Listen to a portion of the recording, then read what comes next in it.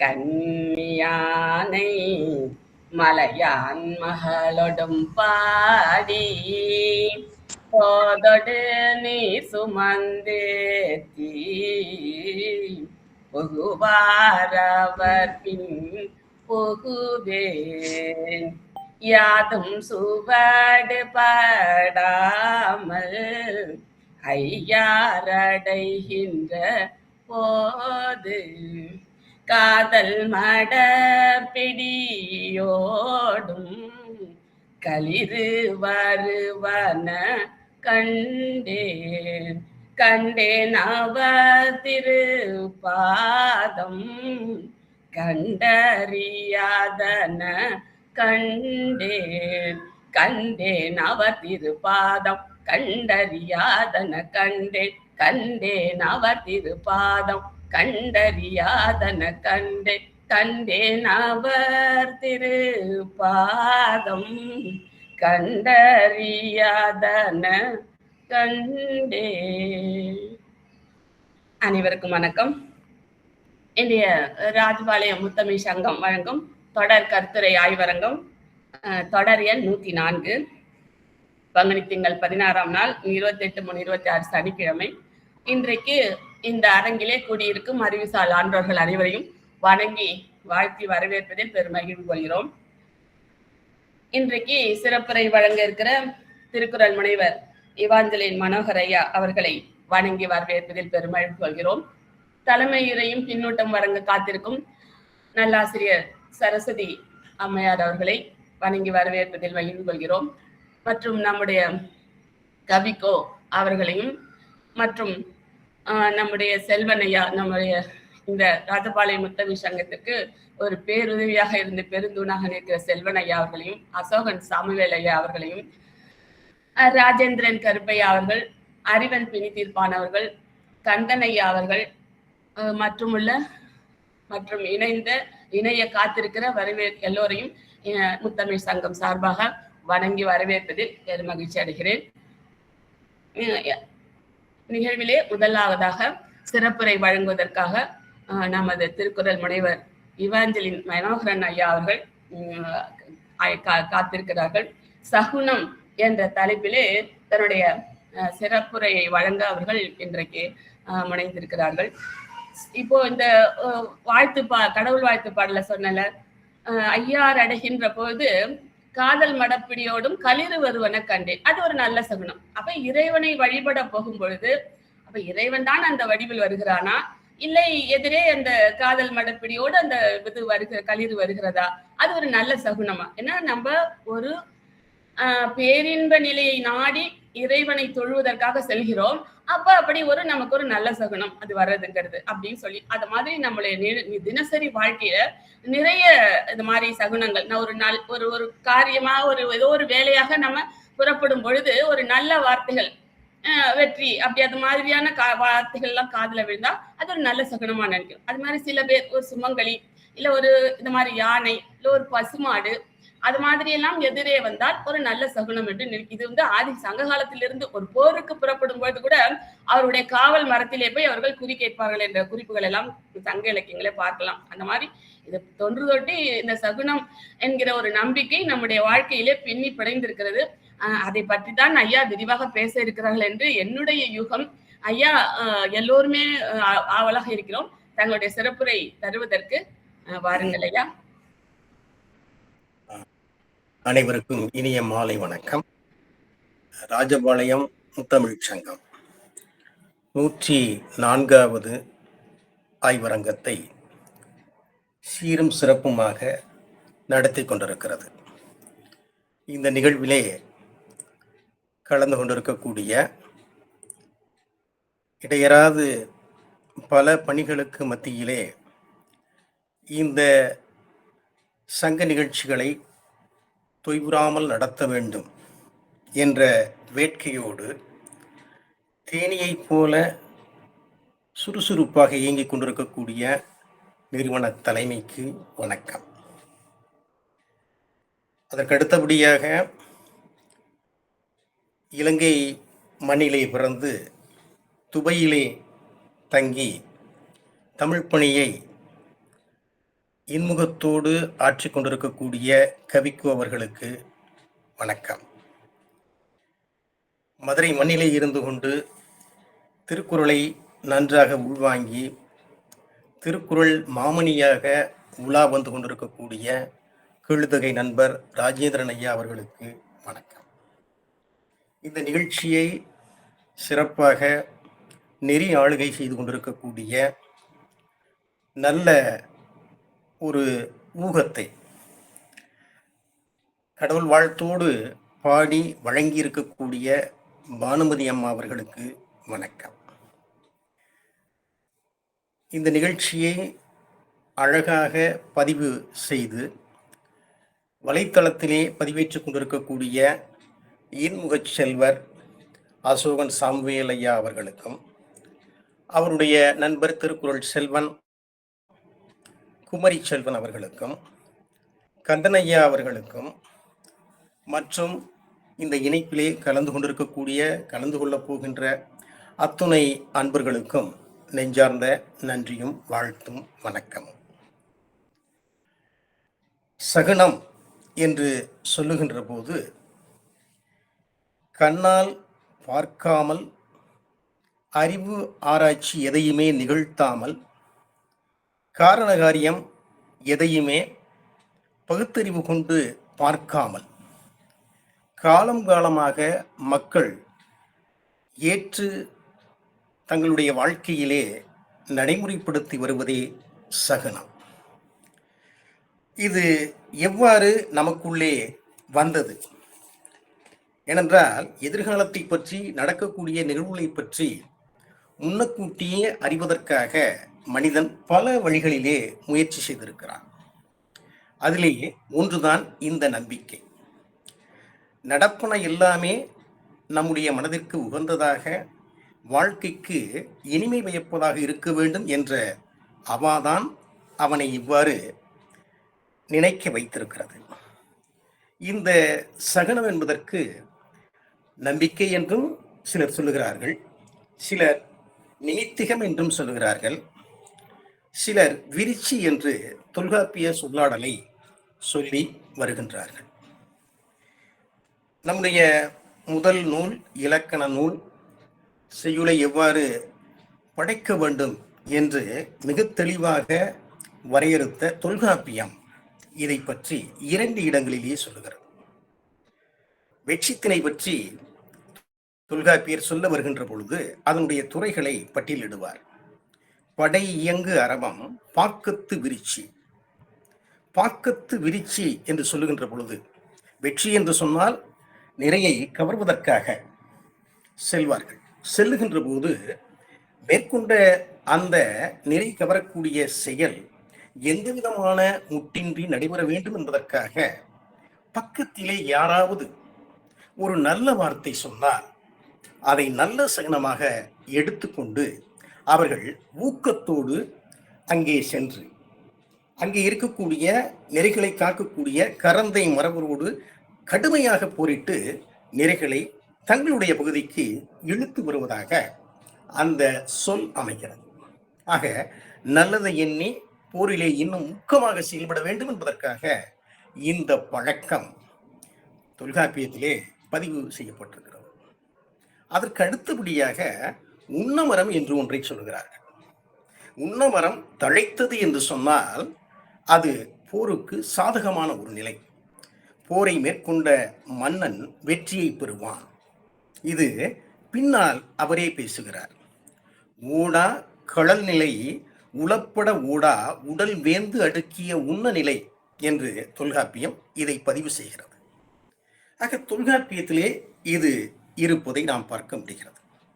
அதற்கு பின்னால் நான் ஒரு சுவாரஸ்யத்திற்காக கலித்தொகையை முதலிலே எடுத்துக்கொள்கிறேன். அதற்கு பின்னால் முல்லைப்பாட்டு, அதற்கு பின்னால் குறள், அதற்கு பின்னால் சிலப்பதிகாரம், பிறகுதான் புறநானூரை சொல்லலாம் என்று நினைக்கிறேன். நேரம் வாய்க்குமா என்று தெரியவில்லை. ஏனென்றால் இந்த இலக்கியங்களை எல்லாம் சொல்லி முடித்த பின்னால் நான் நாட்டார் இலக்கியங்களை சொல்லலாம் என்று நினைக்கின்றேன். நேரம் எப்படி இருக்கிறதோ பார்க்கலாம். கலித்தொகை தலைவன் தலைவியை விட்டு பொருள் தேடச் செல்கின்றான். அவன் போவதற்கு முன்னால் தலைவியினுடைய இசைவை பெறுவதற்காக, நான் செல்லுகின்ற காடு கடுமையான காடுதான். வெயில் அங்கே கொழுந்து விட்டு எரிந்து கொண்டிருக்கக்கூடிய காடு. ஆனால் அந்த காட்டிலே அருமையான காட்சிகள் பல உண்டு. அந்த காட்சிகளை எல்லாம் நான் பார்த்திருக்கிறேன், உனக்கு சொல்லுகிறேன். அவ்வளவு கடுமையான கோடை வருத்தினாலும் கூட அங்கே வாழுகின்ற உயிரினங்கள், ஆணும் சரி பெண்ணும் சரி, ஒன்று இன்னொன்றினுடைய நலத்தை பேணி காப்பதிலே கவனமாக இருக்கின்றன. ஆக நான் உன்னை விட்டு பிரிந்து சென்றாலும் கூட மீண்டும் வந்து விடுவேன். சரியாக அந்த சொன்ன நாழிகையிலே உன் அருகிலே நான் இருப்பேன். இது உண்மை என்று சொல்லித்தான் பிரிந்து சென்றிருப்பான். ஆனாலும் கூட தலைவியினுடைய மனம் தலைவன் எப்பொழுது வருவான் என்ற ஏக்கத்திலேயே, ஏனென்றால் இன்றைக்கு இருப்பதற்கு போல தொலைத்தொடர்பு வசதிகள் அன்று இல்லை. அது நம்பிக்கை அடிப்படையிலே வந்து விடுவார். ஏனென்றால் இன்றைக்கு நாம் 2 நிமிடங்களுக்கு ஒரு முறை நீங்கள் எங்கே இருக்கிறீர்கள் கேட்கலாம், வசதி இருக்கிறது. இல்லை, நீங்கள் இருக்கக்கூடிய அந்த இருப்பை புகைப்படத்தோடு எங்களுடைய பார்வையிலே படும்படியாக அனுப்புங்கள் என்று சொல்லலாம். வாய்ப்பு இன்றைக்கு மலிந்து விட்ட காலம். அன்றைக்கு எதுவுமே கிடையாது. தலைவனுடைய முகம் மட்டும்தான், அவன் பேசிய அந்த வார்த்தை மட்டும்தான் பற்றுக்கோடாக வைத்துக்கொண்டு தலைவி இல்லத்திற்குள்ளே இருக்கிறார். ஆனாலும் கூட வேதனை, அந்த வேதனையை பார்த்த தோழி மெல்ல தலைவியை ஆற்றுப்படுத்துகின்றார். கவலைப்படாதே, தலைவன் சென்ற காடு கடும் காடுதான், கடும் கோடை காலம்தான். ஆனால் வந்து விடுவான். அந்த காட்டிற்குள் தான் நீர் கிடைக்காமல் வருந்திய யானை குடும்பம் ஒன்று. கொஞ்சம் போல கிடக்கக்கூடிய அந்த நீரை ஒரு இடத்திலே பார்க்க, குட்டி யானை மிக விரைவாக சென்று அந்த நீரை கலக்கி ஏதோ குடித்ததாக அது பண்ணி கொடுக்கிறது. ஆண் யானை முன்னே செல்ல பெண் யானை பின்னே வருகிறது. பெண் யானை ஆண் யானையை பார்த்து நீ குடி என்று சொல்ல, ஆண் யானையோ நான் தாங்கிக் கொள்வேன், நீ முதலிலே அருந்து, உன்னால் தாங்க முடியாது என்று அது தன்னுடைய வேட்கையை அடக்கி கொண்டு பெண் யானையை அருந்தச் செய்வதாக. இப்படி 3 தாழிசை அங்கே இருக்கும். 1 புறா, அதற்கு அடுத்தபடியாக இன்னொரு மான். இதையும் அங்க சொல்லுவார். இதை சொல்லிட்டு அந்த வரிகள் வேணா சொல்லிடுறேன். துடியடி கயந்தலைகளக்கிய சின்னீரை பிடியூட்டி பின் உண்ணும் களிறு எனவும் உரைத்தனரே அப்படின்னு சொல்லிட்டு தோழி மாற்று கொடுப்பார். அதற்கடுத்து புறா, அதற்கடுத்து மான். ஏன்னா இந்த ஆண்மான் என்ன பண்ணும்னாக்க, வெயில் கொளுத்துது, பெண்மான் நிழல் இல்லாம வேதனைப்பட்டுக்கிட்டு இருக்கு. சூரியனுக்கு எதிராக தன்னை நிறுத்திய ஆன்மா அந்த நிழலை அப்படியே கொஞ்சம் உருவாக்கிட்டு அதுல இந்த பெண்மானை படுக்க வைத்து நீ ஓய்விடு, நான் தாங்கிக் கொள்கிறேன் சொல்லி சென்ற அந்த தலைவன் நம்மை விட்டு பிரிந்து செல்வானா, வராமல் இருப்பானா, வந்து விடுவான். நான் சொன்ன இந்த வார்த்தைக்கு ஆதரவாக வள்ளியும் உன்னுடைய அழகிய மைப்பூசப்பட்ட இடது கண்ணும் துடிக்கிறது. மனோகரன் ஐயா, ஒரு நிமிடம் கந்தனையாவுடைய மைக் ஆஃப் பண்ண சொல்லிடலாமே. கந்தனையா மைக் ஆஃப் பண்ணாம இருக்கிறதுனால ரொம்ப இடையூறா இருக்குது. பள்ளியும் பாங்குத்து இசைத்தன நல் எழில் முன்கணும் ஆடுமால் இடனே. இது கலித்தொகை காட்டுகின்ற காட்சி. முல்லைப்பாட்டு இதுவும் அதேதான். தலைவன் கார்காலத்துல வந்துடணும், வந்து விடுவானா. தலைவி ஏக்கத்துல இருக்கிறா. தோழி எவ்வளவோ சொல்றா.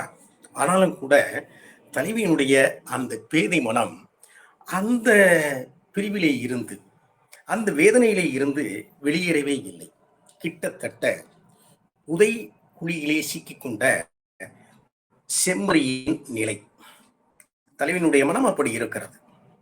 அப்போ என்ன பண்றாங்கன்னாக்க, இந்த தோழிகள் ஆலயத்துக்கு போய் ஏதாவது ஒரு நல்ல சொல் கேட்டுட்டு வரலாம் அப்படின்னு அங்க இருக்கக்கூடிய ஆலயத்துக்கு போய் வழிபாடு செய்து விட்டு அப்படி திரும்புகின்ற போது அந்த இடத்துல ஒரு ஆய் மகள் இளங்கன்றை பார்த்து ஒரு வார்த்தை சொல்லுகிறார். எதுக்கு நீங்க வந்துகிட்டு இருக்க? மாலை வந்தாச்சு, உன்னுடைய அம்மா இப்போ வந்துருவாங்க, கவலைப்படாத, வந்துருவாங்க வந்துருவாங்க, வரக்கூடிய நேரம்தான் என்று ஆற்றுப்படுத்துகின்றார். இன்னே வருகுவர் தாயர் என்பது முல்லைப்பாட்டினுடைய அற்புதமான வரி. அத ரொம்ப அழகா சொல்லுவாங்க. ஏன்னா அந்த நேரத்துல ஏதாவது ஒரு பற்றுக்கோடாக ஒரு வார்த்தை கிடைத்தால் போதும்.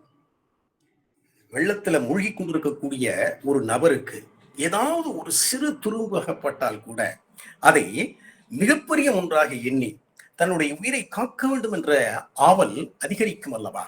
அதே போல இது முல்லைப்பாட்டு. அதுல முதல்ல ஒரு இது பயன்படுத்தியிருப்பார். அப்படிப்பட்ட ஒரு அற்புதமான காட்சி ஓமை. ஏன்னா அந்த முல்லைப்பாட்டுல வாமன அவதாரத்தை உள்ள கொண்டு வருவார். 2 அவதாரம் வரும். வாமன அவதாரமும் திருவிக்கிரம அவதாரமும் உள்ள வரும். எப்படி அந்த மாமலி சக்கரவர்த்தி வாமன வடிவிலே வந்திருக்கக்கூடிய பெருமாளுக்கு, சரி நான் கொடுத்துட்றேன், 3 அடி நிலத்தை கொடுத்துட்றேன் அப்படின்னு சொல்லிட்டு, அந்த காலத்து முறை என்னன்னாக்க உறுதி செய்வதற்காக தண்ணீரை எடுத்து அந்த தண்ணீரை தன்னுடைய கரங்கள்ல அப்படி ஊத்தி யார் வாங்குறாங்களோ அவங்க கரங்கள்ல அப்படி படுற மாதிரி. தண்ணீர் கரங்கள்ல இருந்து இந்த கரத்துல இருந்து அந்த கரத்துல பட்ட உடனேயே பெருமாள் அப்படியே விண்ணை அளப்பார். ஓங்கி உலகளந்த என்று ஆண்டாள் பாடுவார்களே, அதே போல.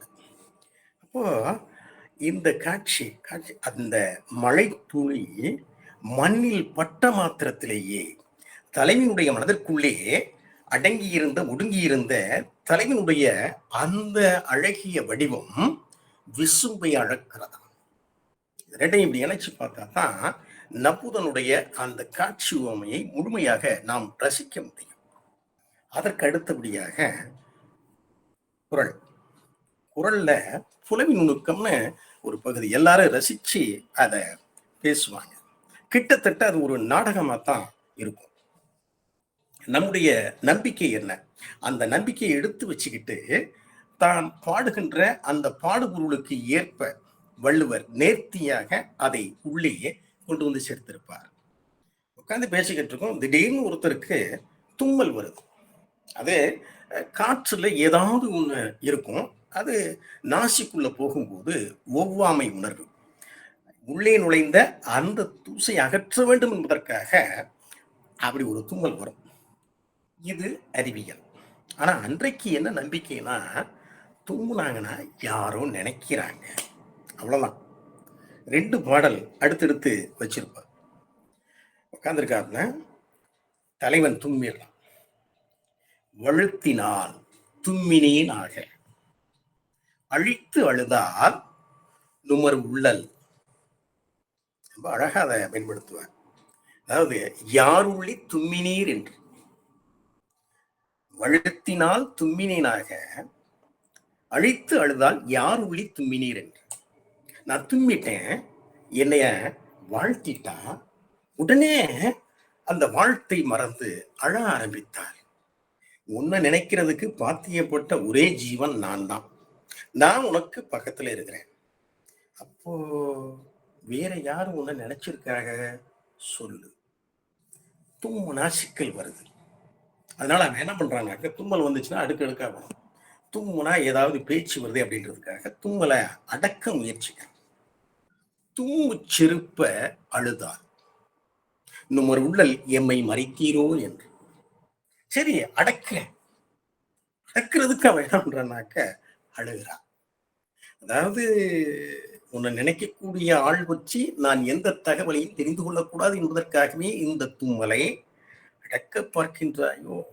ஆக தும்மல் என்பதும் ஒரு சகனமாக அன்று இருப்பதை பார்க்க முடிகிறது. சிலப்பதிகாரத்தில் இளங்கோவடிகள் கனவு எப்படி ஒரு நம்பிக்கையா உள்ள வந்து இருக்கு, மக்கள் நம்பிக்கை. ஏன்னா கனவு நம்ம இன்னைக்கு நிறைய சொல்றோம், ஆனா சிலப்பதிகாரத்துல கணாத்திரம் உரைத்த காதைனே ஒண்ணு வச்சிருப்பார். தேவந்தி கண்ணகி 2 பேருமே நெருங்கிய தோழிகள். கண்ணகிக்கு நேர்ந்த அந்த நெருக்கடியை தேவந்தி தெரிந்து கொண்டு, எனக்கு ரொம்ப மோசம்தான், ஏன்னா நான் ஒரு தெய்வத்துக்கு வாழ்க்கைப்பட்டேன், ஒரு குறிப்பிட்ட காலகட்டம் வரைக்கும் என்னோட இருந்துட்டு அப்புறம் அழியாத இளமை நலத்தை எனக்கு காட்டி நீ என்னுடைய கோயிலுக்கு வந்து சேரு அப்படின்னு அவர் போயிட்டார். அவர் வர்றதுக்கான வாய்ப்புகள் இல்லை. ஆனா கண்ணகிக்கோ பக்கத்துல தான் கோவலன் இருக்கார். ஆனா வர்றதுக்கான வாய்ப்பு இல்லை. அந்த வேதனையை அவளால தாங்க முடியல. சரி, கோயிலுக்கு போயிட்டு வழிபாடு செஞ்சுட்டு வருவோம்னு தேவன் கோயிலுக்கு போயிட்டு வழிபாடு செஞ்சுட்டு கண்ணகிட்ட வந்து பேசுறாங்க. நான் போய் கோயிலுக்கு போனேன், உனக்காக தெய்வத்திட்ட கேட்டேன், எல்லாம் நல்லபடியா முடிஞ்சிடும், கவலைப்படாத அப்படின்னு சொன்ன உடனே கண்ணகி பதில் சொல்றான். நீ சொல்றது எனக்கு மகிழ்ச்சியா இருக்கு, ஆனாலும் நேற்று இரவு கண்ட கனவு எனக்குள்ளே ஒரு ஐயத்தை உருவாக்குகிறது. என்னுடைய கரம் பிடிச்ச தலைவனும் நானும் ஒரு பெரிய நகரத்துக்குள்ள போனோம். அங்க போனா அந்த ஊர்ல இருக்கக்கூடியவங்க ஒரு பழி சொல்ல என்னுடைய தலைவன் மேல ஒரு தேளை தூக்கி போட்ட மாதிரி போட்டாங்க. அந்த பழிச்சொல்லை காரணமாக வைத்துக் கொண்டு என்னுடைய தலைவனுக்கு மிகப்பெரிய தீங்கு நேரிடுகிறது. நானும் அதை வைத்துக்கொண்டு அந்த நகரத்தினுடைய அரசனோடு வழக்கு வைக்கின்றேன். ஆனா நீ சொல்றது கேட்கும்போது எனக்கு சிரிப்பா இருக்குது. ஆனா கனவை எண்ணி பார்க்கின்ற போது கொஞ்சம் வருத்தமா தான் இருக்கு அப்படின்னு சொல்லக்கூடிய ஒரு இடத்தையும் நம்ம பார்த்துக்கிற வேண்டியிருக்குது. அந்த கணாத்திரம் உரைத்த காதையினுடைய இறுதியில் ஒரு வெண்பா இளங்கோடிகள் வைத்திருப்பார். காதலி கண்ட கனவு கரு நெடுங்கன் மாதவிதன் சொல்லை வரிதாக்க மூதை வினை கடை கூட்ட கங்குல் கணேஸ்வர் கால்சியாமுன் அப்படின்னு சொல்லிட்டு அந்த வெண்பா பயன்படுத்துவார். மாதவிக்கு வலக்கண் துடிப்பதாகவும் கண்ணகிக்கு இடக்கண் துடிப்பதாகவும் பின்னால பதிவு இருக்கு. இடக்கண் துடிப்பது மகளிருக்கு இடக்கண் துடிப்பது நல்லது, வலக்கண் துடிப்பது ஆகாத ஒன்று. ஆக இதுக்கு பின்னால எடுத்துக்கிட்டோம்னாக்க புறநானூற்றுல நிறைய சகனம் பற்றிய குறிப்பு இருக்கிறது. புறப்பாடல் 204 இரவலர்கள் பரிசில் தேடி போகிறார்கள். புறவலனை தேடி, ஏன்னா பழுமரம் உள்ளிய பறவை போல அவர்கள் போவது அவர்கள் வழக்கம். அவங்க போறாங்க. பரிசில் கிடைக்கலைன்னா அந்த புறவலனை பழிக்காம இடையில பிறந்த ஒரு பறவைய கிளம்பிய அந்த பொழுதை பழிக்கக்கூடிய மாணவர்களை நாம் பார்க்க முடிகிறது. புல்லும் பொழுதும் பழித்தல் அல்லதை உள்ளி சென்றோர் பழியார். யார நினைச்சு அவங்க போனாங்களோ அந்த வள்ளலை பழிப்பது என்பது கிடையாது.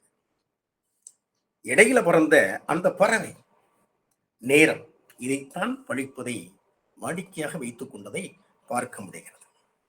அதே போல புறம் 280 ஏகப்பட்ட செய்திகளை சொல்றார்.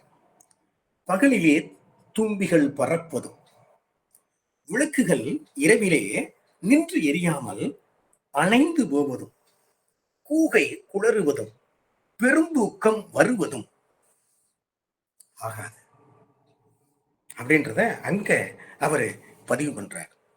இன்னொரு செய்தியும் நம்பிக்கையும் அங்க இருந்திருக்குது. விண்மீன் தீப்பிடித்து விண்ணிலே இருந்து மண்ணிலே விழுந்தால் அந்த நாட்டை கேட்கக்கூடிய தலைவனுக்கு ஒரு பெரிய கேடு வந்து சேரும் என்பது புறப்பாடல் 229 பதிவாகி கிடக்கிறது. இது போக புறப்பாடல் 41 அப்படி ஒரு பட்டியலே போடுறாங்க. 8 திசையிலையும் எரிகுள்ளி எரிந்து வீழ்ந்தால் சிக்கல். பெரிய மரத்திலே ஒரு கொம்பு மட்டும் இலையும் இல்லாமல் வெறுமனே காய்ந்து நின்றால் அது தீட்சகனம் தான். சூரியன் பல இடங்களிலும் கண்ணுக்கு தெரிந்தால் தீட்சகனம். பயந்து ஓடக்கூடிய பறவைகள் பயப்படாமல் ஓங்கிய குரலிலே சப்தம் எழுப்பினால் தீட்சகனம். பற்கள் நிலத்திலே விழுவது போல கனவு வந்தால் ஆகாத சகனம். மயிரிலே முடியிலே எண்ணெயை ஊற்றுவது தீச்சகனம். பன்றி மீது ஏறி அமர்வதாக கனவு வந்தால் தீய சகனம். எவ்வளவு சொல்றாங்க பாருங்க. அது அந்த காலகட்டத்திய நம்பிக்கை. ஏன்னா இது பின்னால சிலப்பதிகாரத்துல பாண்டிமாதேவியினுடைய கனவோடு மிக நெருக்கமாக வருவதை நாம் பார்க்க முடிகிறது. ஏன்னு சொன்னாக்க, இரவிலே வானவில் தோன்றுவதும், அங்கே வாயில் மணி அதிர்வதும், வெண்குற்ற குடை கீழே விழுவதும், பகலிலே விண்மீன் விழுவதும், காரிருள் எங்கும் சூழ்வதுமாக அவங்க கனவு காண்றாங்க. கிட்டத்தட்ட புறநானூற்றுல என்ன இருக்குதோ அது அங்க இருக்குது. சூரியன் பல இடங்களிலும் தெரிவது. ஆனா சிந்திச்சு பார்க்க வேண்டியிருக்கு. இதெல்லாம் இருக்கக்கூடாது அப்படின்ட்டு ஒரு செய்தி இருந்திருக்கு, அவங்க கொண்டு வந்திருக்காங்க. இன்றைக்கு அதுக்கு மாறிய செய்திகள் எல்லாம் வந்த வண்ணம் இருக்கின்றன. இது போக குறுந்தொகை, அதுலயும் பாலை வழியில போய்கிட்டு இருக்காங்க. போய்கிட்டு இருக்கக்கூடியவங்க அந்த முதுகு பகுதி கற்கருவான போல இருக்கும், கொஞ்சம் ஒரு மாதிரி இருக்கும். பாலை நிலத்தில் இருக்கக்கூடிய கரட்டு ஊந்தி, அதை நம்ம பேச்சு வழக்கில் மருவி சொல்லுவோம். கரெக்டா வண்டின்னு எங்க பக்கம் மதுரை பக்கம் சொல்லுவாங்க. ஆக அது ஓந்தி. அது யாரு பயணப்படுறாங்களோ அவர்கள் பார்வையிலே படுகிறது என்று சொன்னால் அது தீய நிமித்தமா படக்கூடாது. அதனாலதான் கலிங்கத்து புறணியில் ஜெயங்கொண்டார் பேய்களினுடைய தாலி அந்த மங்கள நாளாக இந்த ஊந்தியை கொண்டு போய் சேர்ப்பார். அதை படிச்சு பார்க்கும்போது பேய்கள் வர்ணனையில அது அப்படியே வந்து கொண்டிருக்கும். அதே போல இது இந்த ஓனானை பார்ப்பது ஆகாது என்பது குறுந்தொகை 140வது பாடல்ல முதல் வரியிலேயே கொடுத்திருக்கிறார். அதற்கு அடுத்தபடியாக குறுந்தொகை 218வது பாடல் என்ன அதுல இருக்குதுன்னு சொன்னாக்க, அதாவது தலைவனுடைய வரவை எதிர்பார்க்கக்கூடிய பெண்கள் நிமித்தம் காண்பதற்கு ஆசையோடு இருந்ததாக இது 218வது பாடல்ல பதிவாகி இருக்குது. அதே பாடல்லையே வேண்டாம், எங்களுக்கு நிமித்தம் பார்க்கணும், அந்த சகனம் பார்க்கணுன்ற அவசியம் இல்லை. ஏன்னு சொன்னா அவன் சொன்ன சொல் எங்களுக்குள்ளே பசுமரத்தாணி போல இருக்கிறது. அதனால நாங்க அதை போய் பார்க்கணுன்ற அவசியம் இல்லை. ஏன்னு சொன்னா சில நேரங்கள்ல அங்க முல்லை பூத்து கிடக்கும், அதை பத்தி எங்களுக்கு கவலை கிடையாது. ஏன்னு சொன்னா அவரு சொன்ன சொல் தவறான பண்பாளர், நின்ற சொல்லன், நீடுதோறும் இனியன் என்றும் என் தோள் பிரிவு அறியாத தலைவன். என்னை வாட்டுகின்ற பண்பு அவனுக்கு கிடையவே கிடையாது. சொன்ன நாழிகையிலே சொன்ன நாளிலே வந்து விடுவான். கார் தொடக்கத்திலே வருவதாக சொன்னவன் கண்டிப்பாக வந்து விடுவான் என்று சொல்லுகின்ற அந்த உறுதிபட சொல்லுகின்ற தன்மையையும் பார்க்கிறோம். இன்னொரு செய்தி அங்க பதிவு பண்ற, அதாவது கைவளை செறிந்து சரியாக அங்கே இறுக்கமாக நின்றால் அது நல்ல சகனமா. இது குறுந்தொகை 260வது பாடல்ல பதிவாகி கிடக்கிறது. இன்னொரு பாடலும் இருக்குது குறுந்தொகையில, விரிச்சு சொன்ன பெண் அமுதம் உண்ணட்டும். அது 65வது பாடல்ல பதிவு பண்ற. திருந்திய ஆவரணம் அணிந்த பெண் என்றாலே அது நல்ல சகனம் தான் அப்படின்ட்டு குறுந்தொகை 40வது பாடல்ல பதிவு பண்றாங்க. இன்னொரு ஒரு செய்தி இருக்குது குறுந்தொகை 98வது பாடல்ல. என்னன்னாக்க, இந்த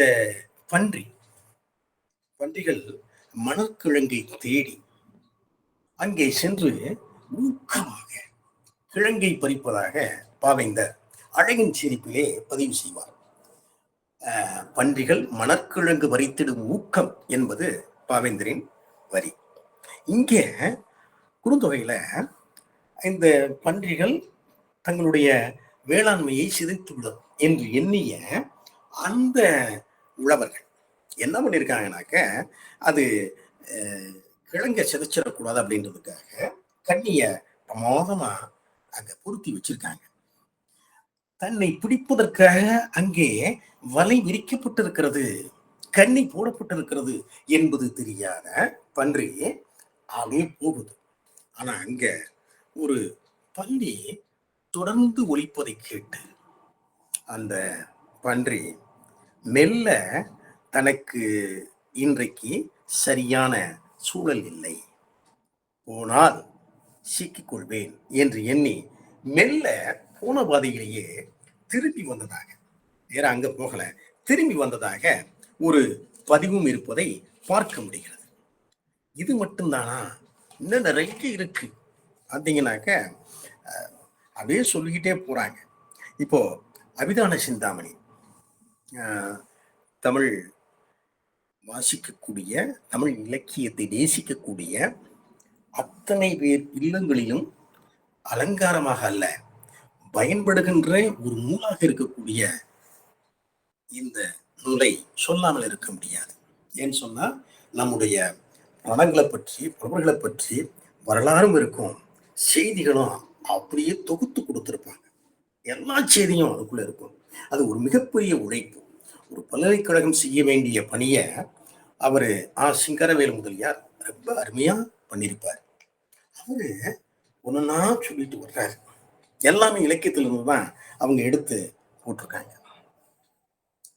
வித்வான், பத்தினி, புத்திரருடன் வரும் பிராமணர், ஆபரணம் அணிந்த மகளிர், அழகி, கற்பிணி, கன்னிகை, ஆடும் பிள்ளை, இவர்களை பார்த்தாலேயே நல்ல சகனமா. அதுக்கடுத்து சொல்ற, பயணத்தின் போது இடப்பாகத்திலே நூஞ்சூறு, குள்ளநரி, பல்லி, பிங்கள நிற பன்றி பார்த்தால் நல்ல சகனமா. பானம், மாமிசம், தீபம், சந்தனம், மாலை, நெல், தயிர், மீன், பூரண கும்பம், நிறைகுடம், சங்கு, கண்ணாடி, கொடி, பால், கடுகு, இதெல்லாம் பார்த்தா நல்ல சகனம். இது அது மட்டும் இல்ல, தீய சகனத்தையும் அபிதான சிந்தாமணி தெளிவாக பட்டியலிடுகிறார். எதை பார்க்க கூடாது? வெல்லம், எலும்பு, கருப்பு தானியம், பருத்தி, தீப்பற்றும் பொருள், விரிந்த சடைமுடி, தலையை விரிச்சு போட்டு இருக்கிறது, முட்டை தலை, கந்தல் உடுத்தியவர், நாத்திகன், பௌத்தன், பெரும் பொருள் எடுத்து அழக்கூடியவன், பன்றி, எருமை, ஒட்டகம், இதையும் இந்த ஒரு சொன்ன எதையுமே பார்க்க கூடாது. அது ஆகாத சகனம். இது மட்டுமல்ல, நாய் உலை, அதாவது உலையிட்டால்னு சொல்றோம், அல்லது ஓலமிட்டால் மரணம், பல்லி தலையில் விழுந்தால் மரணம், உடலில் விழுந்தால் ஆயுள் பலம், பல்லி மேற்கிலே இருந்து ஒலி எழுப்ப சுபம், வௌவால் வீட்டிற்குள்ளே புகுந்தால் கண்டிப்பாக ஏதாவது அசம்பாவிதம் நடக்கும் சொல்றாங்க. அதே போல இன்னும் நிறைய அவங்க பெட்டியில் போட்டுக்கொண்டே போகிறார்கள். ஒரு சிலவற்றை நாம் பார்க்கலாம். என்ன அப்படின்னாக்க, தும்மினால் கெட்ட சகனம், மணியடித்தால் நல்ல சகனம், கடுகு சிந்தினால் தீச்சகனம், புளிய மரம் காய்ந்தால் அவ்வளவுதான். ஆனா நல்ல காய்ப்பு இருந்துச்சுனாக்க செழிப்பு பிரமாதமா இருக்கும். மாமரம் அந்த ஆண்டு நல்ல காய்ச்சிச்சுனாக்க கண்டிப்பா பஞ்சம் வரப்போகுது அப்படின்னு சொல்றாங்க. நாட்டுப்புற மக்கள் சொல்லப்படையில பொங்கும் காலம் புலி, மங்கும் காலம் மா, இது நாட்டார் வழக்கு. இன்னொன்னு சொல்லுவாங்க, மனித உறுப்புகளிலே நாக்கிலே லேசாக கருமை படர்ந்திருந்தால் அவர் சொன்னது பலிக்கும் அப்படின்னு ஒரு நம்பிக்கை இருக்கு. அது இன்னைக்கு அதெல்லாம் வந்து மாறிடுச்சு. அந்த காலகட்டத்தில் ஏன்னா சொல்லுவாங்க, எப்பா அவர்கிட்ட போய் வாயை கொடுத்துடாத, அவர் கருணாக்குக்காரரு, சொன்னா பழிச்சிடும் அப்படின்ற ஒரு எண்ணம். ஆக இன்னும் நிறைய சொல்லிக்கொண்டே போகலாம். ஆனாலும் கூட நான் நேரம் கருதி இந்த உரையை இத்தோடு நிறைவு செய்து, ஏன்னா பேசினா இனி அப்படியே அது நீண்டு போய்கொண்டே இருக்கும். நிறைவு செய்து, இது நம்மவர்களின் நம்பிக்கை. நாம் எங்கிருந்து கிளம்பினோமோ, கிளம்பியவர்கள் தங்களுடைய வாழ்க்கையின் அனுபவங்களை பார்த்து பார்த்து பார்த்து அதை தோய்ந்து, இப்படி இருந்தால், இப்படி நடந்தால் இது இப்படித்தான், இதனுடைய முடிவு இப்படித்தான் இருக்கும் என்று சொன்ன அந்த சொல்லின் அடிப்படையிலே சகுனம் பிறந்திருக்கிறது. காரணம், அவர்களுக்கு அன்றைக்கு எதையுமே அறிந்து கொள்ள முடியாத ஒன்று, நடப்பதை வைத்துக் கொண்டு இப்படி போனால் இப்படித்தான் என்பதை வைத்து அவர்கள் எல்லாவற்றையுமே ஆக்கிக் கொண்டார்கள். இன்றைக்கு காலம் எல்லாவற்றையுமே கேள்விக்கு ஆளாக்குகிறது.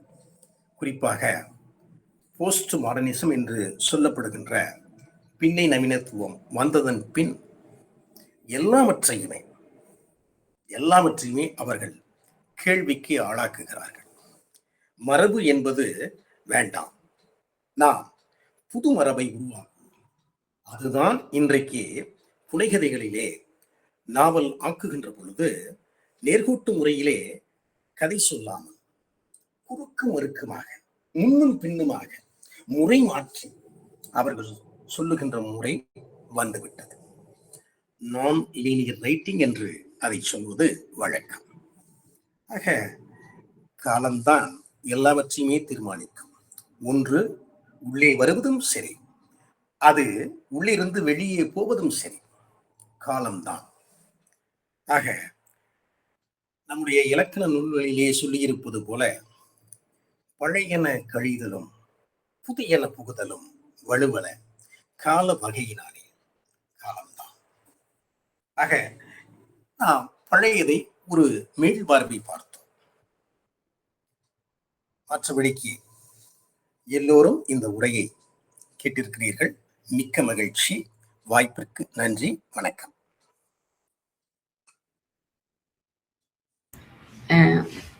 அருமை அருமை ஐயா, வாழ்த்துக்கள்.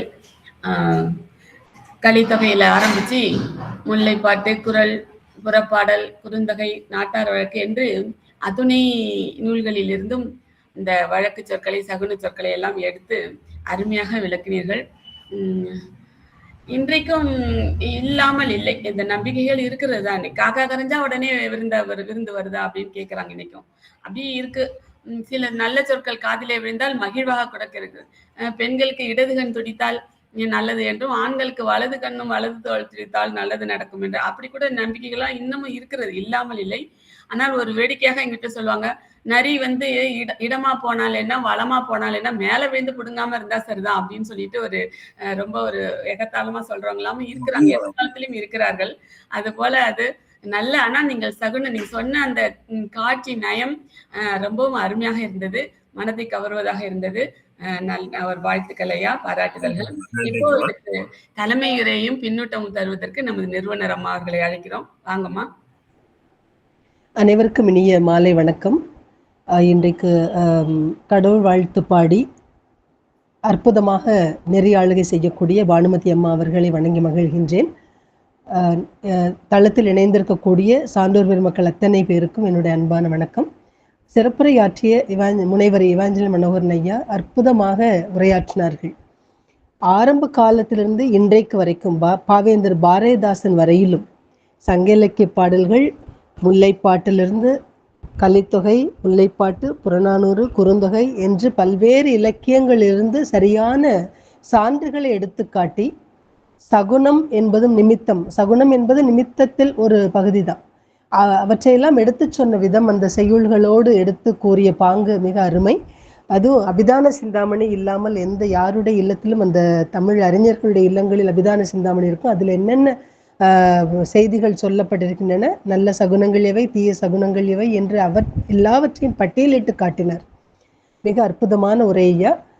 இன்றைக்கும் கூட அது வந்து நம்ம நினைப்போம், சகுனம் நிமித்தம் என்பதெல்லாம் வந்து பார்க்கக்கூடாது, அதில் நம்பிக்கை இல்லாதவர்கள் இருக்கின்றார்கள். ஆனால் சில நேரங்களில் வந்து அது பார்த்திருந்தால், அது நம்ம கிளம்பும் போது இந்த மாதிரி ஒரு நிமித்தம் நடந்தது, அதை வந்து நம்ம கவனிச்சுட்டு போயிருந்திருக்கலாமோ அப்படிங்கிற ஒரு அச்சத்தையும் ஏற்படுத்தக்கூடியது, ஐயத்தையும் ஏற்படுத்தக்கூடிய விதத்தில் இருக்கும். அதனால் அதுவும் ஒரு வகையில் நல்லதுதான் அப்படிங்கிற மாதிரி நமக்கு தோன்றுகின்றது. சகுனம் வேறு, நிமித்தம் வேறு. நிமித்தம் என்பது வரப்போவதை ஏதோ ஒரு தினசுல வந்து அடையாளம் காட்டுவதற்கு பொது பெயராக இடம்பெறுவது. அதில் ஒரு வகைதான் சகுனம். சகுனம் என்பதற்கு பட்சி அப்படிங்கிற அர்த்தமும் இருக்குது. பட்சிகளால் ஏற்படக்கூடிய நிமித்தங்களுக்கு தான் சகுனம் என்று சொல்வார்கள். உலகத்தில் வந்து ஒன்றுக்கொன்று தொடர்பில்லாத பொருள் என்பது எதுவும் கிடையாது. ஏதாவது ஒன்று நடந்ததுன்னா அது அந்த நடந்த காரியத்திற்கு அடிப்படையான, அதற்கு சரியான மற்றொன்று நடக்கும். சரியான கணக்கு தெரிந்தால் எல்லாம், ஏதாவது நடக்கும் காரியங்களும் வந்து நம்ம அதாவது ஒன்றோடு ஒன்று தொடர்புடையதாகவே இருக்கும் என்று சொல்லலாம். உலகத்தில் நடப்பவை எல்லாமே ஏதோ ஒருவருடைய கட்டளையால் தான் நடக்கின்றதோ என்ற ஒரு எண்ணமும் நம்முடைய உள்ளத்தில் எழக்கூடியதாக இருக்கின்றது. அதனால் ஒரு காரியத்தை கொண்டு மற்ற எல்லாவற்றையும் கண்டுபிடிக்கக்கூடிய விதம் இந்த சகுனத்தின் வாயிலாக, நிமித்தங்கள் வாயிலாக நம்ம தெரிந்து கொள்ளலாம். காரணம் என்னன்னா, கைரேகை, ஆரூடம், இந்த கிரக நிலை எல்லாமே ஒன்றுக்கொண்டு தொடர்புடையது அப்படின்னு சொல்லி பார்க்கிறோம்.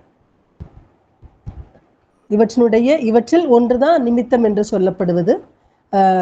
நீங்கள் சொன்ன மாதிரி, இவாஞ்சல் மனோகரன் சொன்ன மாதிரி, ஒரு பட்சி வந்து வலமிருந்து இடது பக்கம் போனா இன்ன பலன் வரும், இன்னும் வேறு வகையான பட்சிகள் ஒரு விதமான ஒலியை எழுப்பினால் என்ன விளைவு ஏற்படும் என்பதெல்லாமே சகுன சாஸ்திரங்கள் சொல்லியிருக்கின்றன.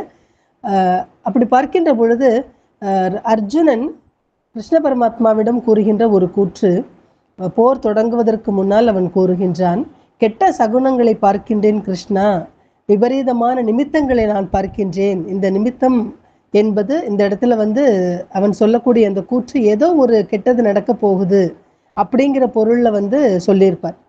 அது அந்த சமஸ்கிருத ஸ்லோகம் இருக்கும், அதை நான் இந்த இடத்துல கருத்தை மட்டும் சொல்லியிருக்கேன்.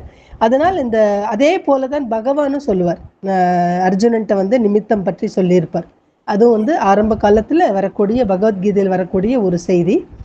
அதே போல இங்கு தொல்காப்பியத்தில் வந்து சொன்ன ஒரு கூற்று, நீங்கள் சொன்னது விரிச்சி கேட்டல் என்பதும் விரிச்சி கூறுவது, உன்னமரம் தழைத்தல், அது எல்லாமே புறநானூற்றிலும் தொல்காப்பியத்திலும் சொல்லப்பட்ட செய்திகள். அதையும் நினைவுபடுத்தினீர்கள், மிக அருமையாக இருந்தன.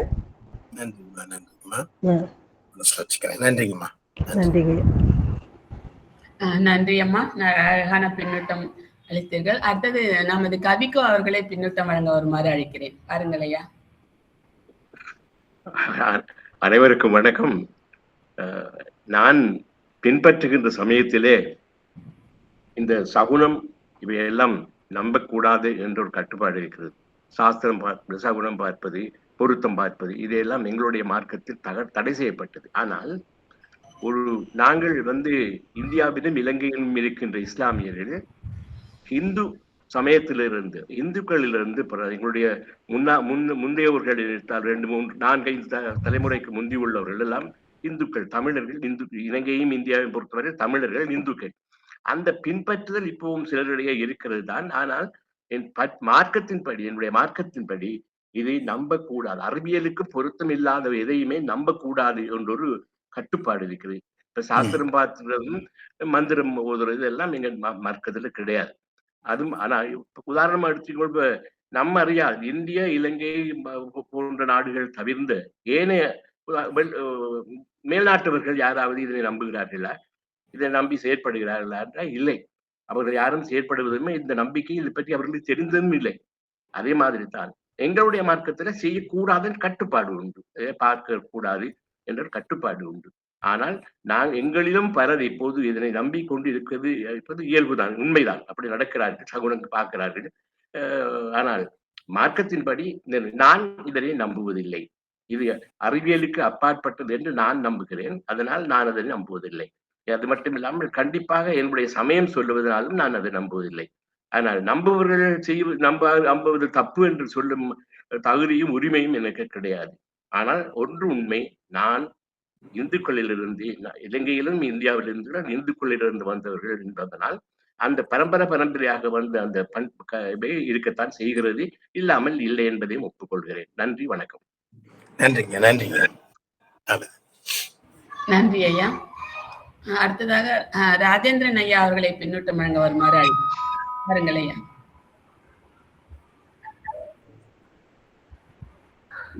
அனைவருக்கும் வணக்கம். ஐயா எவாஞ்சலின் மனோகரன் ஐயா அவர்கள் ஒரு சாதாரண தலைப்பை எடுக்கவில்லை, ஒரு அரிய தலைப்பு எடுத்திருக்கிறார்.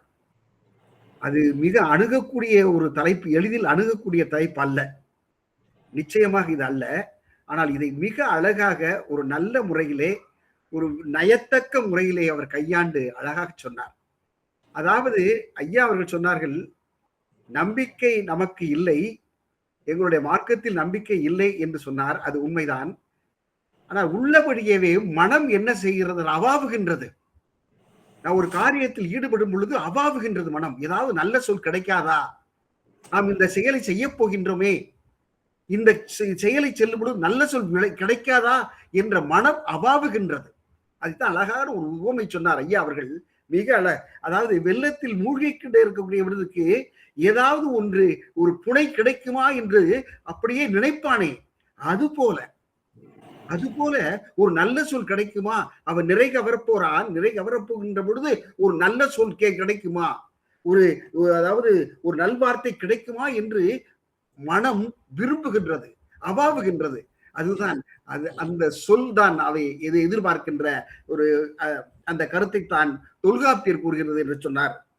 இந்த வெற்றி திணையிலே சொல்லும் பொழுது அந்த முல்லைப்பாட்டையும் சொல்லி எத்தனை இலக்கிய பரப்பை, அப்பா! தொல்காப்பியத்திலிருந்து தொல்காப்பியம், கலித்தொகை, முல்லைப்பாட்டு, எவ்வளவு ஒரு சிலப்பதிகாரம், புறநானூறு, குறுந்தொகை, எத்தனை பறந்துபட்ட இலக்கியங்களை எல்லாம் அந்த நிமித்தங்களை எடுத்து அந்த சகுனத்தை எல்லாம் எடுத்து மிக அலசி ஆராய்ந்திருக்கிறார். பொதுவாக அவர் சொல்லும் பொழுது சொல்லுகின்றார், அதாவது கன்றை பார்த்து சொல்லுகின்றால், நல்ல சொல்லுகின்றால், இன்னே வருகுவன், நீ தலைவி வருந்துகின்ற வருத்தத்தை பார்த்து அவள் வருத்தத்தை ஆற்றுப்படுத்தி இன்னும் வருவான். கன்றை பார்த்து சொல்லுகின்ற பொழுது நான் உண்மையிலே மனம் நெகிழ்ந்தேன். அப்படி என்றால் அந்த உள்ளம் அவள் மகிழ்வு எய்துவாள். அவள் மகிழ்வு எய்துவதற்காக அந்த சொல்லுகின்ற அந்த சொல் இருக்கிறதே, அந்த சொல்லைத்தான் அவள் எதிர்பார்க்கின்றாள் என்ற கருத்தை எல்லாம் சொல்லி திருக்குறளில் மிக அழகாக சொன்னார்.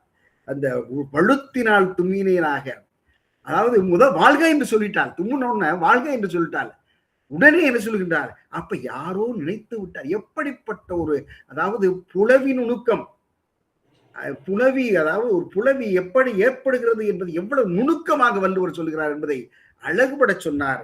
அதே சமயத்திலே இவள் நான் தும்மும் பொழுது யாரோ நினைக்கின்றார் என்பதற்காக நான் அடக்குகின்ற பொழுது அதையும் பார்த்து யாருள்ளி தும்மிறீர் என்று, யார் என்னை மறைப்பதற்காகத்தான் நீ தும்மலை அடக்குகின்றாய் என்றெல்லாம் சொல்லும் பொழுது மிக அழகாக நான் ரசித்தேன், மகிழ்ந்தேன். அதுபோல சிலப்பதிகாரத்திலே அவர் சொன்ன அந்த கருத்துக்கள் எல்லாம், கணாத்திரம் உரைத்த காதை, பாண்டிமாதேவி தன்னுடைய தீ கனாவுகளை விண்மீன்கள் கீழே விழுகிறது, காரினுள் சூழ்ந்த அந்த காட்சி எல்லாம் மிக அழகுபட சொல்லி, நான் உண்மையிலே சொல்லுகின்றேன், மிக, அதாவது இந்த ஒரு நல்ல கருத்தை சொன்னார். அதாவது புலவர்கள் நாடி செல்லுகின்றார்கள், புரவலர் அவர் இல்லாமல் போகின்றார்கள் அல்லது மறுத்து விடுவார்கள். அந்த மன்னன் இருக்கின்றானே மறுத்து விடுவான், அல்லது ஒரு கொடுக்க இயலாத நிலையில் இருக்கும் பொழுது அவர் என்ன சொல்லுகின்றான்? ஒரு ஆறுதல் என்ன சொல்லுகின்றான்? நான் உள்ளி சென்றோர் பழியலர், நான் சென்றேனே அந்த மன்னன், அவன் நிச்சயமாக பழிக்கு உள்ளாவன் அல்லன். அந்த புலவர் எப்படிப்பட்ட உயர்ந்த உள்ளத்தோடு சொல்கின்றார். நான் சென்ற பொழுது, நான் சென்ற நேரம், நான் சென்ற காலம், அப்படி நான் சென்ற பொழுது அந்த பறவை எப்படிப்பட்ட திசையில் போகிறதோ அப்படி போகின்ற காரணத்தினால் தனி தவிர அவன் பழியில்லை என்று சொல்லி நம்மை எல்லாம் நெகிழ்வித்த ஐயா எவாஞ்சலின் மனோகரன் அவர்களுக்கு நெஞ்சார்ந்த நன்றியை தெரிவித்து நிறைவு செய்கின்றேன். நன்றி, வணக்கம் ஐயா. நன்றிங்க ஐயா. நல்ல அழகான ஒரு பின்னூட்டம். ஒரே ஒரு செய்தியை மட்டும் சொல்றேன். என்ன சகுனம் அப்படின்னா, எல்லாமே நல்ல முறையில அப்படியே போயிட்டு இருந்ததுன்னா அப்போல்லாம் ரொம்ப இந்த சகுனம் அது மாதிரி எண்ணங்கள்லாம் நமக்கு தோன்றாது. ஏதோ ஒரு ஒரு தோல்வி மனப்பான்மையோ ஒரு டிப்ரெஷன்ல இருக்கன்னு சொல்றாங்களா அது மாதிரி இல்ல, ஏதோ ஒன்று நடக்காத ஒரு ஒரு சூழ்நிலை, துன்பமான சூழ்நிலை, அப்பதான் வந்து ஒரு ஆறுதலுக்கு எதிர்பார்க்கும் மனது. அப்ப அந்த மனதுக்கு அது தேவைப்படுகிறது. அது உண்மையா, அது பொய்யா, அது அறிவியலுக்கு உட்பட்டதா, உட்படாததா, இல்ல இதெல்லாம் வந்து வெறும் மூட நம்பிக்கை என்று ஒதுக்கி விட முடியாது. ஆறுதல், ஒரு அழிந்த மனதிற்கு ஒரு ஆறுதல் தேவைப்படுகிற காலத்திலே இந்த சகுனங்கள் எல்லாம் நல்ல முறையிலே அமைந்தால் அது வந்து அவர்களுக்கு ஒரு நல்ல ஆறுதலாக இருக்கும். அது மாதிரியான ஒரு பாத்தீங்கன்னா தலைவன் தலைவி பிரிவுல அந்த ஆறுதல் தேவைப்படுகிறது. ஒரு போருக்கு செல்லும் பொழுது அந்த ஒரு நம்பிக்கை உற்சாகம் ஊட்டுகிறது, அந்த ஊக்கம் தேவைப்படுகிறது. இந்த மாதிரி ஒரு சூழ்நிலைகளில் தான் இந்த சகுனத்தினுடைய ஒரு உதவி பேருதவியாக இருக்கிறது என்று எனக்கு தோன்றுகிறது. அதனால் சொன்னேன். நல்லதுங்க. அடுத்தது செல்வனையா, உங்களுடைய பின்னூட்டம் தர வாருங்கள். வணக்கம், வணக்கம். இன்று மனோகரன் ஐயா வந்து ஒரு அருமையான ஒரு தலைப்பு எடுத்திருக்காங்க. எப்ப பார்த்தாலும் மனோகரன் ஐயா வந்து ஒரு ஒரு வித்தியாசமான தலைப்பு, ஒரு கடினமான தலைப்பு எடுப்பாங்க. ஐயா இந்த தலைப்பு எடுத்து பேசலன்னா, இந்த தலைப்ப இந்த மாரி செய்திகள நான் கேட்பனா, இனிமேல் கேட்பனா அப்படிங்கிறது எனக்கு சந்தேகம் தான். ஏன்னா, இதுக்கு முன்னாடி குறுந்தொகையிலேருந்து அந்த பேய் கதையெல்லாம் எடுத்து ஐயா பேசினாங்க. இப்படி பல இது வந்து இது மற்றவங்கலாம் இது அவ்வளவா எடுக்க மாட்டாங்க. எடுத்து பேச மாட்டாங்க. அப்படி ஒரு ஒரு அபூர்வமான வித்தியாசமான தலைப்பு எடுத்து பேசுறாங்க. இன்னைக்கு இது பேசாட்டு, இப்படி இந்த சங்க இலக்கிய நூல்கள், இப்படி பல நூல்கள் எல்லாம் இப்படி சகுனம் அந்த பாடல்கள்ல சகுனம் சகுனம் வந்து அது நம்ம வாழ்க்கையோட ஒண்ணோட ஒண்ணா கலந்தது அது. அது நம்ம நம்புறோம், நம்பல அது 2வது ஒண்ணு. நம்ம போகும்போது குறுக்க பூனை வந்தா நல்லது இல்லைன்னு சொல்லுவாங்க. பூனை குறுக்க வந்துருச்சுன்னு சொல்லுவாங்க. நம்ம அத நம்பாட்டாலும், ஆனா அது சிந்தனை நம்ம மைண்ட்ல வந்துட்டு போகும். 2 நாளைக்கு முன்னாடி எங்க வீட்டு முன்னாடி ஒரு லேடி இதுக்கு வந்தாங்க. சும்மா திடீர்னு ஓரமா நின்னுட்டாங்க. என் மனைவி கேட்டாங்க, "ஏம்மா அங்கேயே ஓரமா நின்ட்டீங்க?" "இல்ல ஐயா போறாங்க.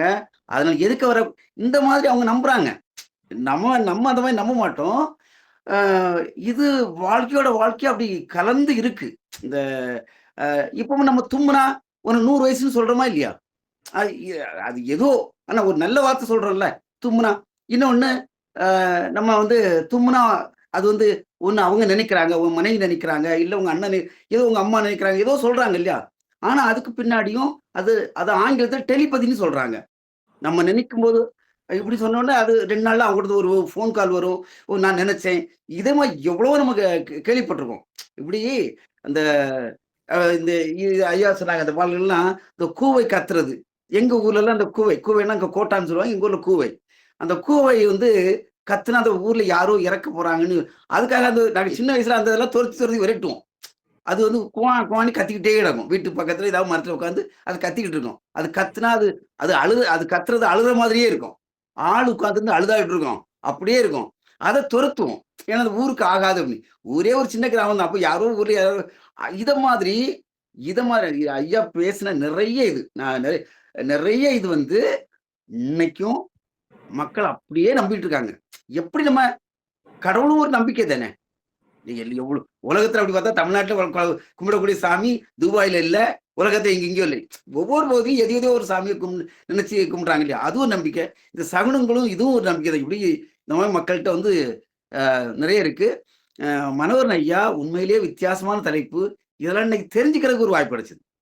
ஒரு அருமையா இப்படி சங்க இலக்கிய நூல்கள்ல இப்போ திருக்குறள்ல இருக்கிறத நம்ம பார்த்தோம். திருக்குறள்ல அந்த சகுனத்தை அந்த புலவி நுணுக்கத்துல இருக்குது எனக்கும் தெரியும்.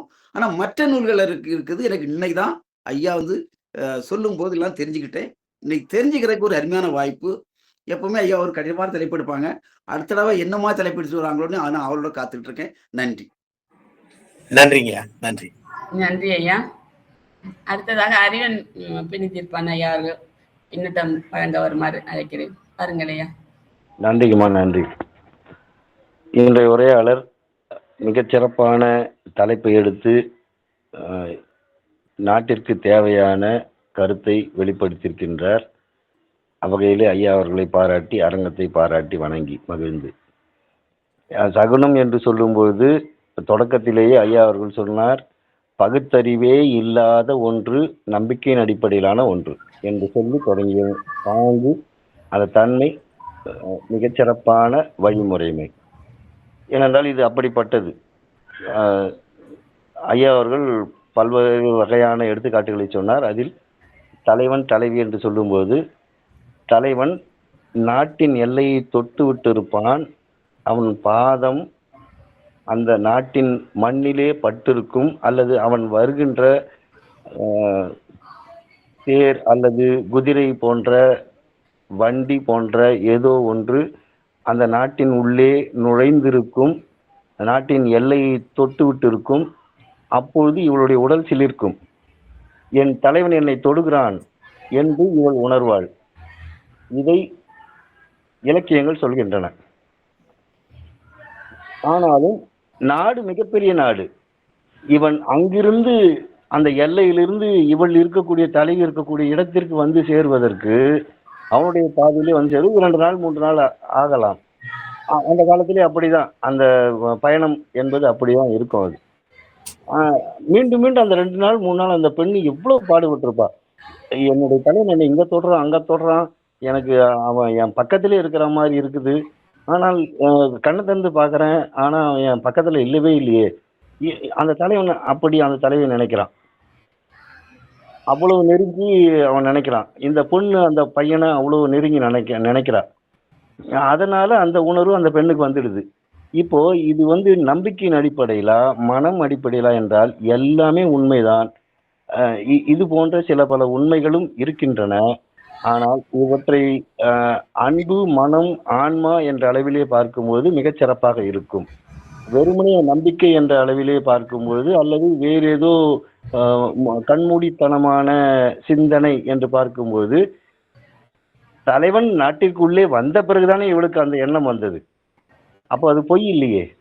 நாட்டின் எல்லையை மண்ணை தொட்ட உடனே தன்னையே தொட்ட ஒரு உணர்வை நுகர்கிறாள் என்று சொன்னால் அது எவ்வளவு பெரிய அந்த கால அவர்கள் மனநிலையை அவ்வளவு பயன்படுத்தினார்கள். உள்ளத்தின் ஆழத்தை அவர்கள் உணர்ந்து அப்படி இருந்தால் இன்றைக்கு நமக்கு அவை தேவைப்படவில்லை. தொலைக்காட்சியிலும் மற்ற கருவிகளிலும் செல்போன் போன்ற கருவிகளிலும் நமக்கு அந்த வாய்ப்புகள் நிறையவே கிடைக்கின்றன. அதனால் நாம் நம்முடைய அறிவை வளர்த்து கொள்ளவில்லை. உண்மையிலேயே நாம் அந்த வகையான அறிவுகளை, அந்த வகையான மேம்பாடுகளை நாம் நுகரவில்லை, அல்லது அதற்கான முயற்சியை நாம் மேற்கொள்ளவில்லை என்று கூட சொல்லலாம். நல்ல வேளையாக பூனையோடு இன்றைய காலம் ஒதுங்கிவிட்டது. ஐயா சொன்ன மாதிரி கூகை கூட இல்லை. இதுக்கு மேலே கூகை இருக்கும். எங்கள் ஊரில் நிறைய கூகை இருந்தது. அது வந்து எல்லா நாள்லையும் அப்படி கத்தாது, அப்படியே அமைதியாக கிடக்கும். திடீர்னு பார்த்தா ஒரு நாளைக்கு ஆகா ஓஹோன்னு அப்படி ஒரு கூக்குரலிடும், ஓலமிடும். அந்த நாளில் பார்த்தீங்கன்னா வயதான யாரோ ஒருத்தர் மண்டை போடுவாங்க. அந்த ஒரு நாள் 2 நாளில் அப்படி ஒரு மண்டை போடுவாங்க. அதுக்காக வேண்டி அதை விரட்டுவாங்க. என்னதான் விரட்டினாலும் அது இந்த சிக்னலை கொடுத்துரும், நடக்க போகுது இந்த மாதிரி அப்படின்னு சொல்லி சிக்னலை கொடுத்துரும். ஸோ இந்த மாதிரியான உண்மைகளை நான் நேரில் பார்த்துருக்குறேன். அது என்ன ஆந்தை கத்தனா செத்துருவாங்களான்னா, உண்மையிலேயே எங்கள் ஊரில் ஆந்தைகள் கத்தும் பொழுது அடுத்த ஓரிரு நாட்களில், இன்னும் சொல்ல போனால் அன்றைக்கு இரவே உயிரிழப்பு நேரும். இதை நானும் நேர பார்த்துருக்குறேன். எத்தனையோ நாள் மீதி நாளில் அந்த ஆந்தை கத்தவே கத்தாது. இது என்னடா இது இப்போ கத்தலை, இன்னைக்கு கத்துமா நாளைக்கு கத்துமா, முந்த நேரத்துக்கு தான் ஒருத்தர் செத்தாரு, முந்த நேரத்து ஏன் ஆந்தை கத்தலை, அதுக்கு முன்னால் ஒருத்தர் செத்தாரு, அதுக்கு ஏன் ஆந்தை கத்தலை அப்படின்னா எல்லார் சாவுக்கும் ஆந்தை கத்தாது. யாரோ போகக்கூடாதவர் போறாரு அப்படின்னு சொன்னா அவர்களுக்கு ஆந்தை கத்தும் அப்படிங்கிறது எனக்கு வளர வளர புரிஞ்சுது. ஆனா அதுக்கு பிறகு நான் வளர வளர ஆந்தை இல்லாம போயிடுச்சு. அதுக்கப்புறம் ஐயாவுடைய உள்நோக்கம் மிகச்சிறந்த நோக்கம். அவருடைய அடிப்படை கூற்று, அவர் சொல்ல வந்த அற்புதமான கருத்து, நாளென் செய்யும் வினைதானென் செய்யும், என்னை நாடி வந்த கோளென் செய்யும், கொடும் கூற்றென் செய்யும், குமரன் என்றால் குமரேசன் அவனுடைய தாளும் சிலம்பும் சதங்கையும் தண்டையும் சண்முகமும் தோளும் கடம்பும் எனக்கு முன்னே வந்து தோன்றிடினே அப்படின்னு சொல்லி சொல்லுவாங்க. அப்ப எனக்கு முன்னே வந்து தோன்றிடினே அப்படின்னு சொன்னா அதனால நான் நல்லா இருக்கிறேன், எனக்கு இப்போ பாதுகாப்பா இருக்கிறேன் நான், because in front of me அப்படின்னு சொல்லும்போது I am with a safeguard அப்படின்ற மாதிரி சொல்லணும் அதை. அந்த சேஃப் கார்டுன்றது பக்கத்தில் வரவங்க எங்க எனக்கு காட்டு அப்படின்னா வேற யார் கண்ணுக்கும் தெரியாது. அது அவங்க கண்ணுக்கு மட்டும்தான் தெரியும். அவங்களால மட்டும் கண்ணு கூட தெரியாது, அவங்களால மட்டும்தான் உணர முடியும். அப்படிப்பட்ட மிகச்சிறந்த கருத்தை ஐயா அவர்கள் இன்றைக்கு தலைப்பாக மேற்கொண்டு மிகச் சிறப்பான சொற்பொழிவை நிகழ்த்தி இருக்கின்றார். ஐயா அவர்களையும் அரங்கத்தையும் வாழ்த்தி வணங்கி மகிழ்ந்து வணங்கி விடைபெறுகின்றேன். நன்றி, வணக்கம். நன்றிங்க, நன்றிங்க. நன்றி ஐயா. அடுத்ததாக சீதாமா, நீங்க உங்களுடைய பின்னூட்டை தர வாருங்கள். அனைவருக்கும் வணக்கம். ஐயா அவர்கள், மனோகரன் ஐயா மிக அருமையாக பேசினார். ஒரு சில விஷயம் கூற ஆசைப்படுகிறேன். சிலப்பதிகாரம் என்று எடுத்து பார்த்தீர்கள் என்றால் சகுனத்தை பத்தியே பேசுறது.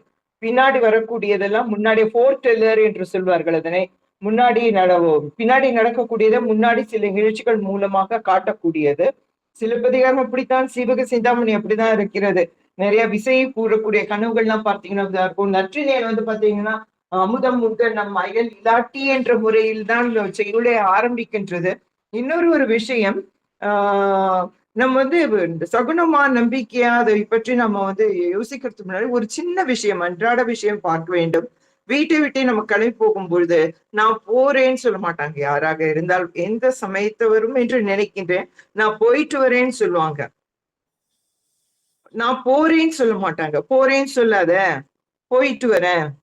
அதனால்தான் நான் வந்து சிலப்பதிகாரத்துல போகும்போது நான் 2ல் 1 கொண்டு வா, நான் போய் மாற்றிக்கொண்டு வருகிறேன், நான் மாறி வருகிறேன் என்று சொல்லுவான். மாற்றிக்கொண்டு வருகிறேன்னு சொல்ல மாட்டான். 2ல் 1 கொண்டு யான் போய் மாறி வருவன் இருந்தைக்க என்பதுதான் சிலப்பதிகாரம் சொல்ல. அது மாறி வருவன் தான் மிகப்பெரிய விஷயமாக மாறுகிறது. அதனால இந்த இடத்துல பார்க்கும்பொழுது வீட்டுல விட்டு கிளம்பி போகின்ற எல்லோருமே நான் போயிட்டு வரேன்னு தான் சொல்லுவாங்க. நான் போறேன்னு சொல்ல மாட்டாங்க. அதே மாதிரி போகும்பொழுது கூட நம்ம என்ன சொல்லுவோம், போயிட்டு வரியா, உன்னை வந்து கடவுள் வாழ்த்துட்டும், கடவுள் உனக்கு துணையாக இருக்கட்டும் என்று தானே நாமும் சொல்லுகின்றோம். அது அதற்கடுத்தபடியாக பார்க்கும் பொழுது நம்மை காட்டிலும் ஈவன் வெஸ்டர்னர்ஸ் என்று சொல்லக்கூடிய மேலை நாட்டவர்களுக்கு இந்த சகுனத்தில் அதிகமான நம்பிக்கை இருந்திருக்கிறது என்பதற்கு ஷேக்ஸ்பியர் எழுதிய நாடகங்கள் பல உதாரணம் கொடுக்கலாம். மேக்பத் முழுக்க முழுக்க முழுக்க முழுக்க ஃபோர் டெல்லர் தான். நடக்கக்கூடிய விஷயத்தை பற்றி கனவுகள் மூலமாகவும் காட்சிகள் மூலமாகவும் நடக்கின்ற மேக்பத் பார்த்தீர்களே, அந்த புத்தகத்தை கீழே வைக்கவே முடியாது. மேக்பத் முழுக்க முழுக்க கனாத்திரம் தான். அது மாத்திரம் நடக்கக்கூடிய நிகழ்ச்சிகளை பற்றி முன்னாடியே சொல்லக்கூடியது. ஜூலியஸ் சீசர் என்று பார்க்கிறோம். கிளியோபாட்ரா அழுவா, நான் இன்றைக்கு கனவு கண்டேன், போகாதே தயவு செய்துன்னு. அவங்க பாத்தீங்கன்னா ஜூலியஸ் சீசர் வந்து கொலை செய்யப்படுகிறான். அவள் சொல்லுவாள், போகும்பொழுது இன்றைக்கு நீ செனட் மீட்டிங் போக வேண்டாம், எனக்கு கனவு வந்து கெட்ட கனவு வந்தது என்றுதான். அதனால பார்க்கும் பொழுது எந்த நாடாக இருக்கட்டும், தேசமாக இருக்கட்டும், நமக்கு சகுனம் என்பது இருக்கின்ற சில வார்த்தைகளை நாம் நல்ல முறையில் சொல்ல வேண்டும் என்று சொல்கிறோம் அல்லவா? எங்கிருந்து பிறக்கிறது இந்த நம்பிக்கை?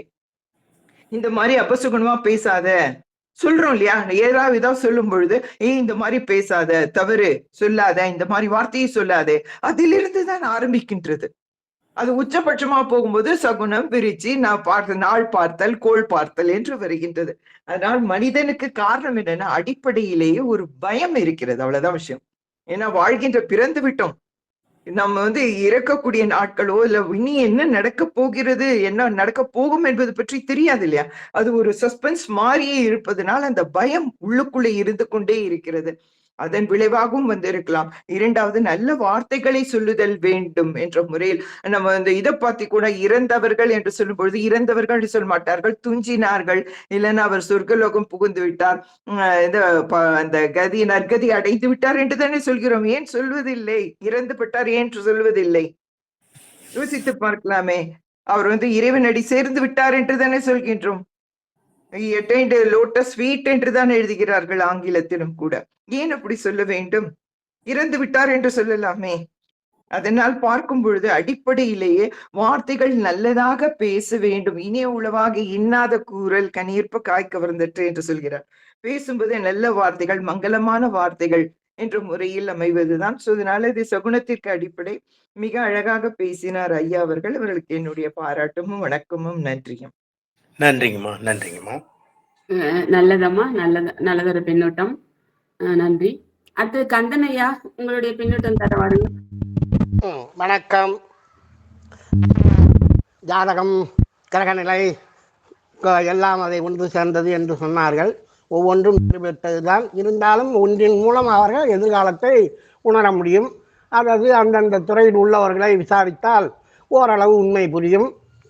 இருந்தாலும் இப்போது நாம் எடுத்துக்கொண்டது சகுன தடை காரணமாக ஆண்டையை கொடுத்து விட்டோம். ஆண்டை அழிப்பதால் ஏற்பட்ட விளைவு என்ன என்று யாருக்கும் தெரியாது. ஆண்டை இருப்பதனால்தான் வயல்களில் பாம்பு இல்லாமல் இருந்து இந்த உயிர் சங்கிலியிலே ஒன்றை அழிக்கும் போது அதனால் பாதிப்பு தான் ஏற்படுகிறது. அதனால் தான் நம்ம திருப்பி நல்ல உரங்கள் இது என்று வெளிநாட்டுக்கு போய் அவர்கள் நமக்கு வேண்டாத விலையெல்லாம் இது விதையற்ற விதைகள் அன்றெல்லாம் அனுப்பி வீணாக நாட்டை கெடுத்து விட்டார்கள். இதற்கெல்லாம் காரணம் ஆந்தையோடு நாம் அளவலாகிறது. ஆமை புகுந்த வீடு உருப்படாது என்று சொன்னதும் அதுபோலத்தான். அதாவது நல்ல குணம் இல்லாமை என்ற ஒன்று இல்லாமல் இருக்க வேண்டும். குடும்பத்தை வரவுக்கேற்ற அளவு செலவு செய்ய வேண்டும் என்பதற்காக இல்லாத ஒரு வீடு இருக்க வேண்டும் என்று சொல்லியிருப்பார். அதை தவறுதலாக புரிந்து கொண்டு ஆமையை ஒழித்து விட்டார்கள். வெளிநாடுகளில் இன்றும் ஆமையையும் ஆந்தையும் போற்றி வளர்க்கிறார்கள். அவர்கள் மிக சிறப்பாக இருக்கிறார்கள். நன்றி, வணக்கம். நன்றிங்கய்யா. நன்றிங்க. நல்லது ஐயா. அடுத்ததாக அசோகன் ஐயா அவர்களை பின்னூட்டமும் நன்றி இவாஞ்சலின் மனோகர் ஐயா இன்றைக்கு வெகு சிறப்பாக சகுனம் பற்றி பேசினார்கள். அருமையாக இருந்தது. அருமையுடன் நிகழ்வு. மேலும் மேலும் நாம் சிந்தனை கருத்துக்களை வழங்குவது போலவும் தொல்காப்பியத்தில் ஆரம்பித்து அடிப்படையாக அருமையான செய்திகளை நமக்கு அள்ளி வழங்கினார்கள். அருமை ஐயா, வாழ்த்துக்கள். மேலும் மேலும் உங்களுடைய குரலில் இசைவும் அருமையான தமிழின் இனிமையும் கலந்து சிறப்பு வெகு சிறப்பு. அருமை. நன்றி.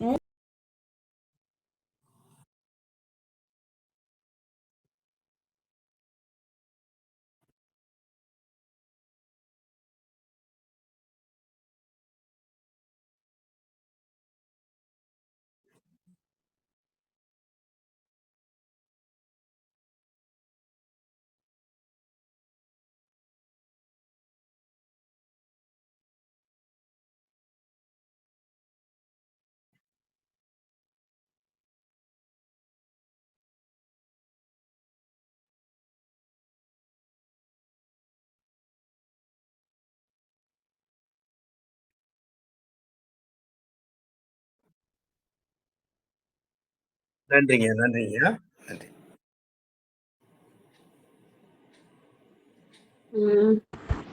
அம்மா, நிகழ்வை முடித்துக் கொள்ளலாமா? நிறைவு செய்யலாமா? போதுமா? கலந்து கொண்ட அனைவர்களுக்கும் எங்கள் நன்றியை தெரிவித்துக் கொள்கிறோம். நன்றி, வணக்கம். மீண்டும் நாளை இதே நேரம் சந்திக்கலாம்.